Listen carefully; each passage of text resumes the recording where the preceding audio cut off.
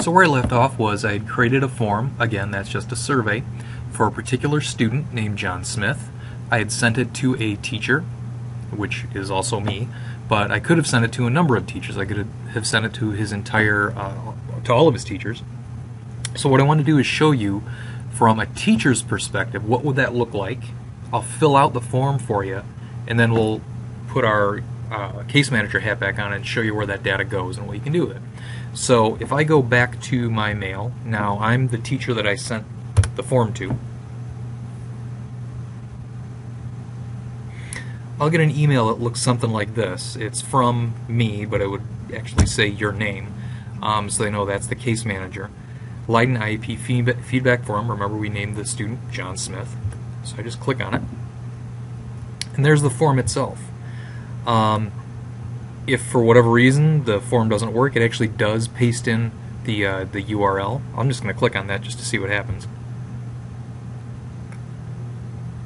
Boom, and there's that form. So as a teacher, I could fill it out just like this, or I could fill it out from the email. I'm just going to try to fill it out from the email. And my class is, let's say it's English 1. And I have to answer a few questions. Oh yes, he always participates. He often listens to directions. Definitely communicates with peers, or with the teachers rather. Sometimes works well with peers and does not have a classroom attitude. I can add my comments there. Class preparation. Rarely brings his stuff to class. Homework's never complete. Classwork isn't done. And he sometimes works independently. And I can add my comments here. Classroom performance. And again, the average, John's test average is 23%. Compared to the class average of 76%. And again, that comes right from eSchool. And his strengths: John is a great kid and has a great attitude. And whatever positive comments they decide to put in. Accommodations: I haven't done any accommodations with John. And as a teacher, I would submit that. Am I submitting to an external page? I'm pretty sure I want to do that. And it pops in this thing. Are you sure you want to submit all your stuff? Yes, I do. Okay, boom. So that's for me as a teacher. That's it. It's done. My responses have been recorded. Now, let's put your case manager hat on. Where does that information go? I'm going to pop back to my Google mailbox or documents actually. Now, what you're going to see when you created that form, you took it as a template, and the template was originally called LHS 212 IEP feedback form. It automatically downloads a copy of that into your Google Docs folder. It's private to you. Only you see the responses. What I would suggest is changing the name real quick. Just because if you have 3 students, and you have 3 different surveys that you sent out, they're all going to be called copy of LHS 212. What I'm going to do is just really quickly rename it. And I want to call it, just get rid of that copy of. Just for me, I'm going to put JS, the kid's initials. Alright, so boom, I renamed it. Now, what does that actually look like when I click on it? You will notice it does not look like the survey. It looks like a spreadsheet. That's because it is a spreadsheet. All your responses for that survey are going to be in here. And you can see the fields. It kind of goes horizontally. The participates in class, listens, follows directions. It's a little bit slow.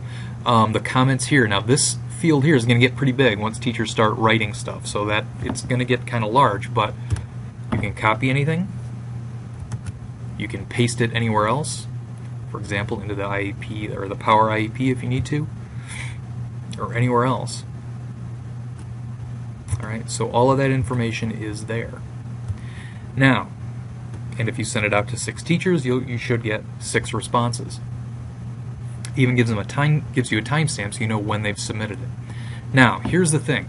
How do you get back to that form? Let's say you forgot something, or you forgot to put in, when the IP meeting date was, or something like that. How do you get back to that? Well, the way you to do it is through the spreadsheet.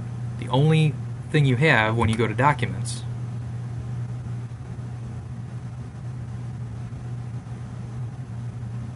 is LHS 212 IEP feedback form. Okay? And when you open it, it's that spreadsheet. But you might like to edit the form itself. You might actually like to edit the survey. Well, you go up here, this menu, Form, and you click on it. Edit Form. Again, you could send it. Again, you can send it to different addresses.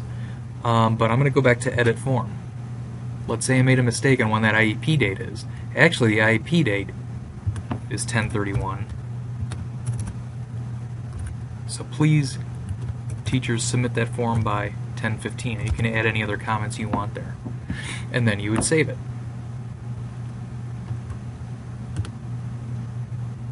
And again, I can email that form to whomever I want. If I want to email it to different teachers, let's say Beth Cannon is a teacher, Jason Markey is a teacher, Tatiana Bonuma is a teacher, and Will Wagner is another teacher, and Mindy McGuffin is a teacher.